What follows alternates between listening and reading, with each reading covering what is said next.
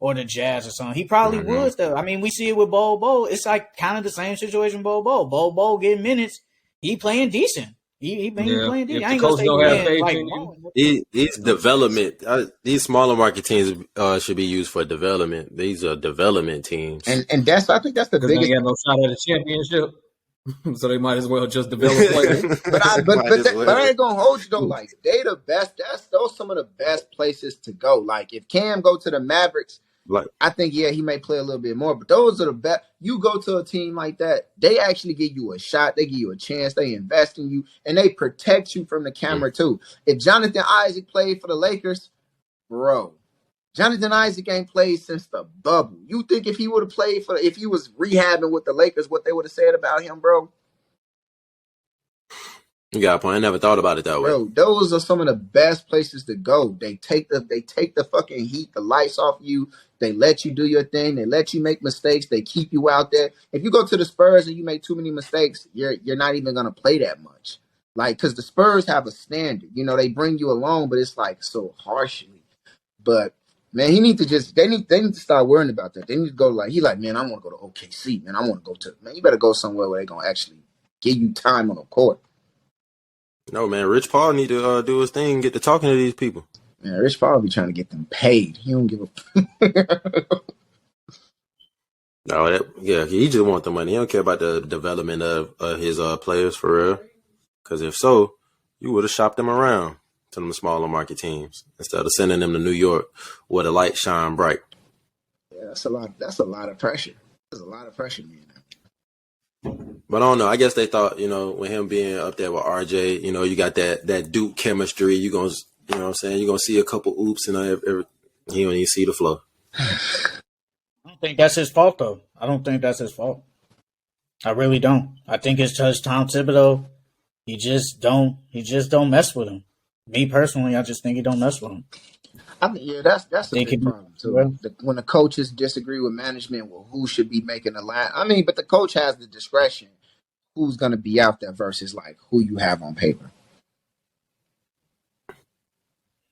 And then when he was with the Hawks, he was fighting over all them other people. He had John Collins to deal with, Trae Young, obviously, DeAndre Hunter, but they just chose DeAndre Hunter because he was more available, and he was just playing a little bit better than Cam. His defense was much better too. Yeah. But DeAndre Hunter, he's just decent. He's like kind of below average. He ain't really good. He's okay. He's just okay. Yeah, decent. Okay. Now maybe if he didn't have to deal with a Trae Young and DeJounte, and he might instead go to the Jazz, he probably could average at least 20 points per game. Who knows? But he has to deal with all that over there. All them other players got to touch the ball. That ain't his fault though. That's not his fault. Yeah. So the last topic, it pretty much it's the same, in the same vein. It's just when you get these teams like OKC, you get the Magic, you get the Jazz. I feel like with the Magic, we kind of seeing the remnants of trust the process, but the process is over with. You acquired all these young people as super talented. What's next? What's next for OKC? What's next for the Magic? When do we actually start seeing it pay off and you guys actually start going somewhere? When all the top names in the league start to dwindle out and retire and everything. That's too passive and laid back. That's not competitive. That's not sports. But I'm just, the Thunder won't be doing anything. If they was to ever get matched up against the Bucks and everything against Giannis, they're not doing nothing, bro. So you're asking when are they going to start doing something and going places as far as going deep in the playoffs or just making the playoffs? Because you still have all these top 10 players on these different teams, and the Thunder don't have a superstar. The Thunder don't have a superstar. So if you're looking to go in the right direction, that's one thing that you got to have. Superstars win championships. I will say, name a team that's won a championship that doesn't have a superstar.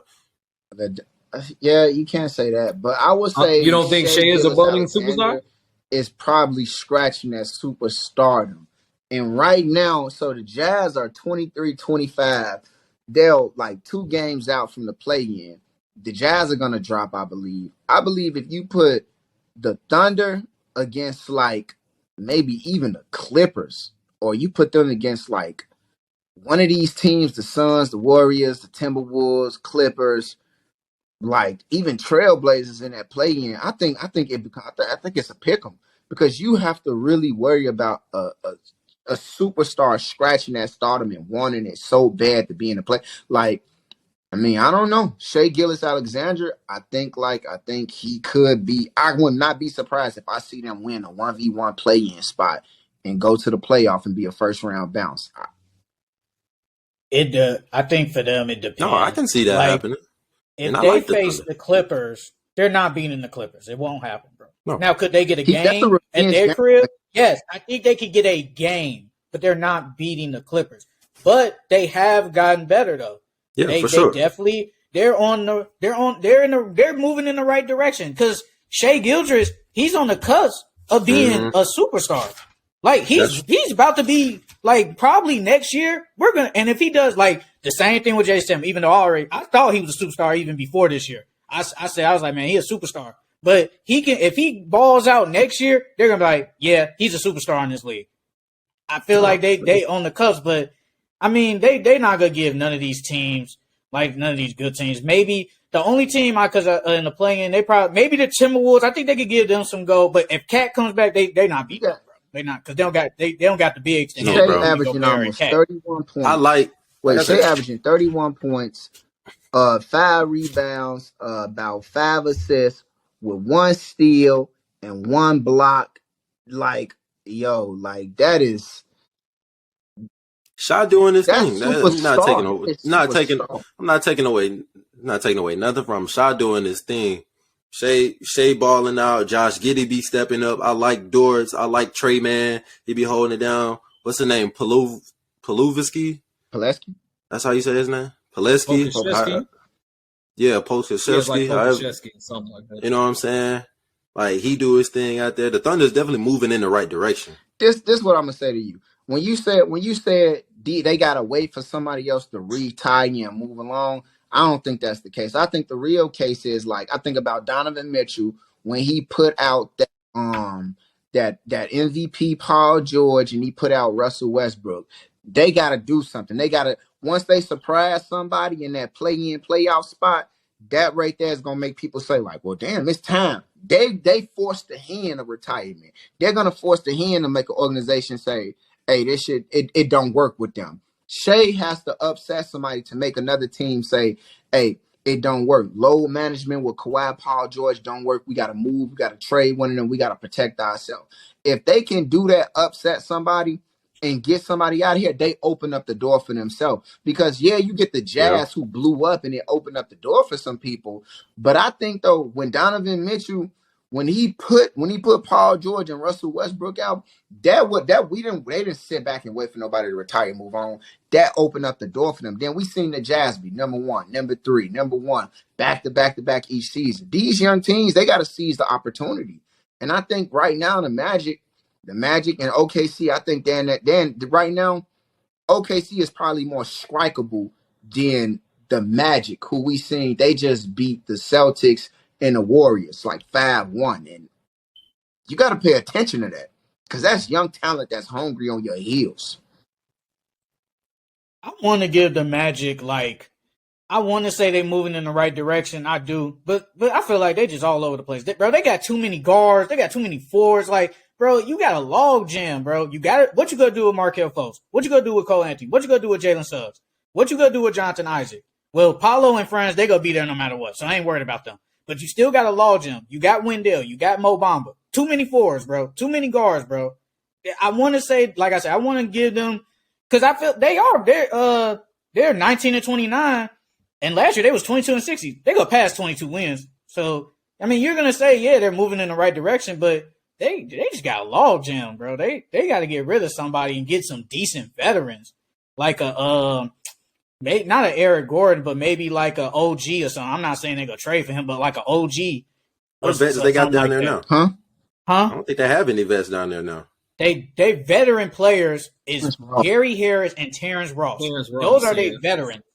I don't nothing against them. They're okay players, but I don't want them to be my veteran. It's not strong veteran presence that's going to lead a team or that's going to, affect the team. That's not it. Everybody else is like probably 25 or younger.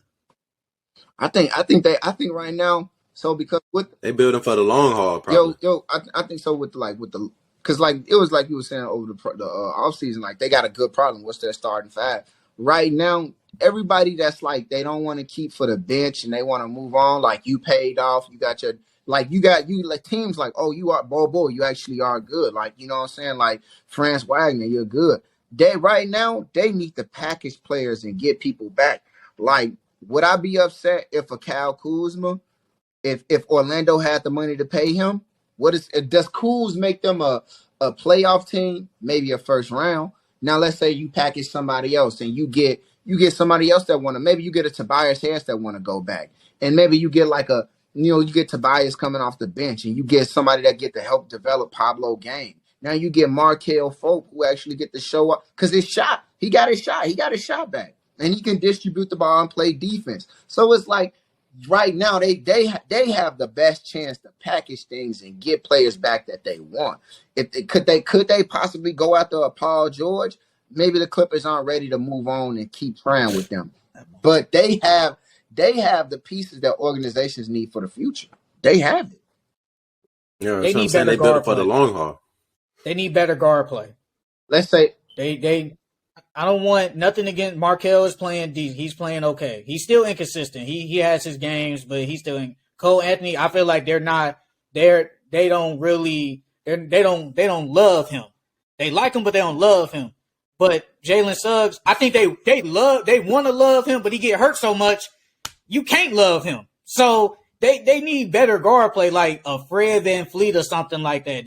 That's what I was going to ask. That could work. That could work. That could really work. That could work. It's like they got it. They got some young bro. Like they still got R.J. Hampton. Like man, what's going on with him? Jalen Suggs. Yeah. I forgot about him. Bro. They got so much young talent that it's like if it don't work out with them, they move on. They done. But they still got the Jonathan Isaac. Honestly, I think Jonathan Isaac is going to be really good.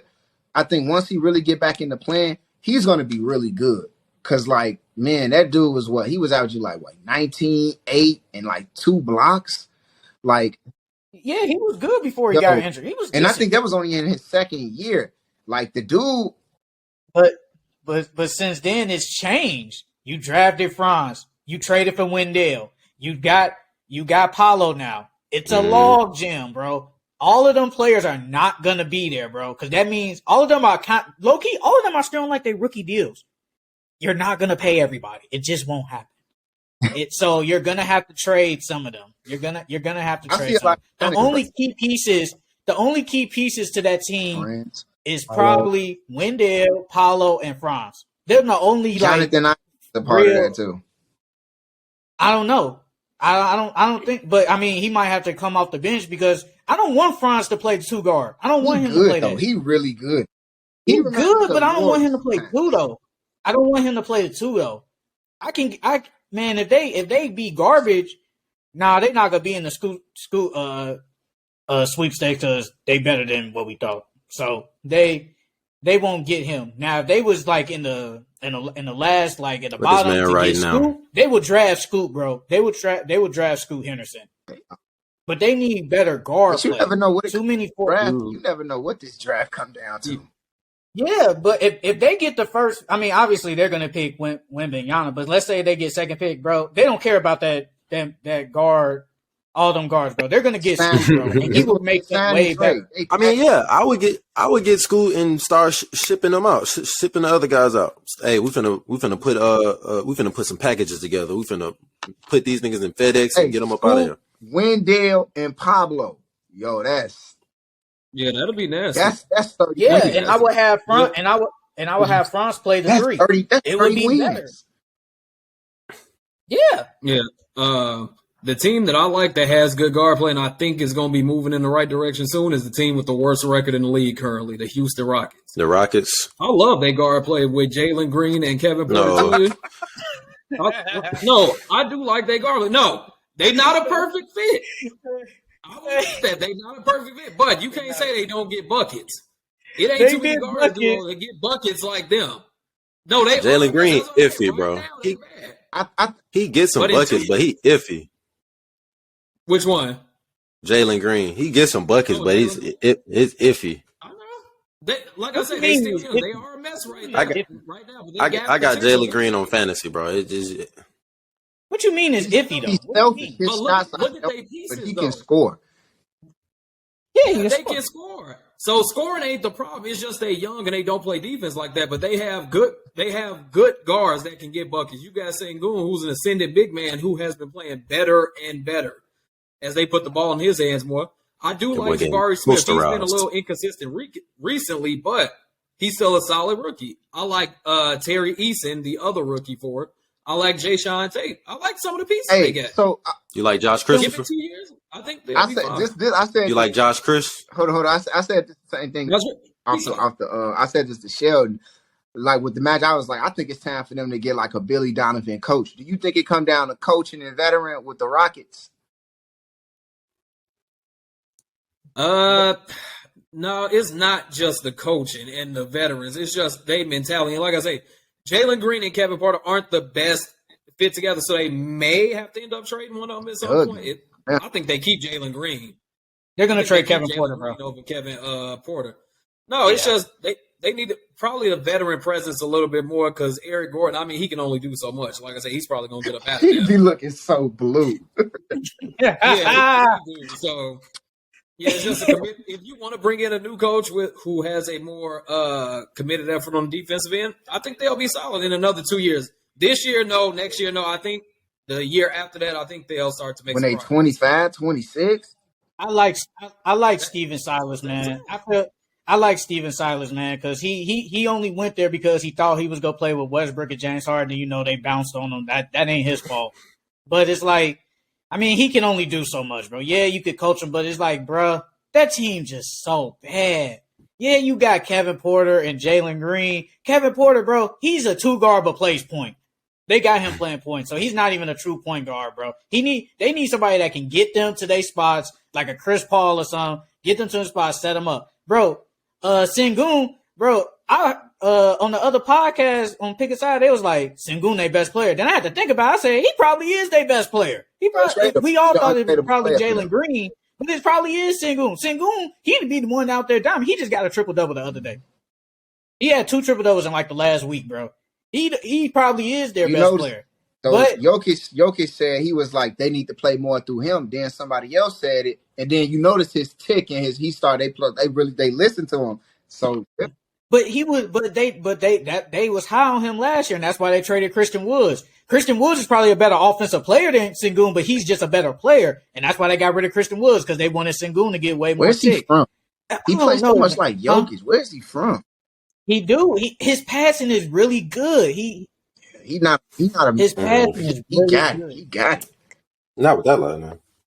And then, but if they get Wembanyama or Scoot, I feel like Scoot might be better for them.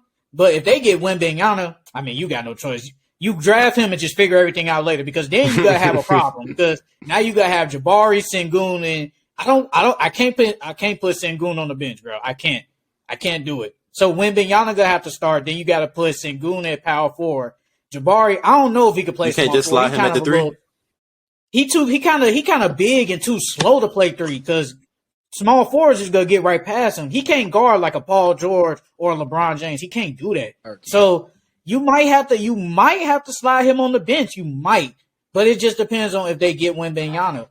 But if they could get Scoot, Kevin Porter might be out of there, bro. Because they say they signed him to a 4-year deal, but his first year is only guaranteed. So basically, after this year, they could just get rid of him, deal him out, yeah. So, I mean, they just developing wrong to an extent. It's Steven Silas to an extent, but I like Steven Silas. It's time for Dwayne Casey. It's time for Billy Donovan. Bro, Dwayne, I don't even think No, you know what? They need to call up. They need to call up Ime Udoka. Nah, hell no. It ain't no. He's not even taking that job. He's not even taking that interview or the call. No. He's not even taking an interview. I don't want to downgrade. Nothing against the Rockets, but I don't want to downgrade. That's a I go to downgrade in the the finals coach. is basically the worst team, huh? Oh, you talking about as a coach? Oh yeah. I don't want to I don't want to downgrade from basically just went to the championship last year to basically being going to a lottery team. I don't want to do that. I want to go to a team that's going to compete in the playoffs. You think he has a job next season? Probably. Yeah, he'll probably get a job. I think if his wife forgave him knee alone, there's no reason that we shouldn't forgive him. I mean, he only did something to the Celtics. The Nets coach. He only did something with the Celtics. He didn't do nothing to others. It's not like he did something bad in the league. He just did something with the Celtics. So, and it really seemed more. It wasn't actually because it was a house rule too. It more felt personal with the details coming out, like you did that with your boss's wife. So it was really personal at that. So I don't think it wasn't none that was like, dang, why would you do that? Moral con, it wasn't like that. Yeah. Nah. Another team I want to name. Actually, it's your team. It's your team, Shondell. The Kings. They're on a good rebuilding track. Rebuild is over with, baby. 27. Rebuild is over with. They're 27. The rebuild not over with. It's not over with, but I know what you're saying. In the 2-3 years, you still got to get those players, those pieces. I don't know if they can get them pieces. They're gonna have to go through like how they did with Sabonis, just trade to get somebody though. I think they need one more player, and then they will be them.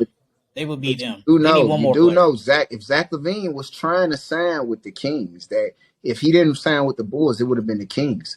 No, because it was he wanted to go back home, and the Kings are the closest place back home. That's what he was going to do. But the Kings didn't offer him that money, so that's why he signed back with the Bulls. So, and the Kings is a big market too. The NBA wants a team in Sacramento. So, I mean, I don't know. I definitely could see them landing some people that, like, I'm not gonna hold you. When they got good, they got Matt Barnes like doing games for them live. Like when they got good, just winning a couple of games, the NBA jumped on it, getting them a lot of more national television games, getting like big names doing the games for them, the teleprompter. And I was just like, yo, that just says something. That says something. Like people like, what game the Kings been on national TV? When they played against the Nets 3 months ago. That's recent, brother. That's recent. That's the only one game, bro. What about the other? That's a lifetime ago. Talking about 3 months ago. Come on, man. They don't be on national TV. They don't be on, because you make it seem like they be on TV like the Lakers or something, bro. Like, don't do that.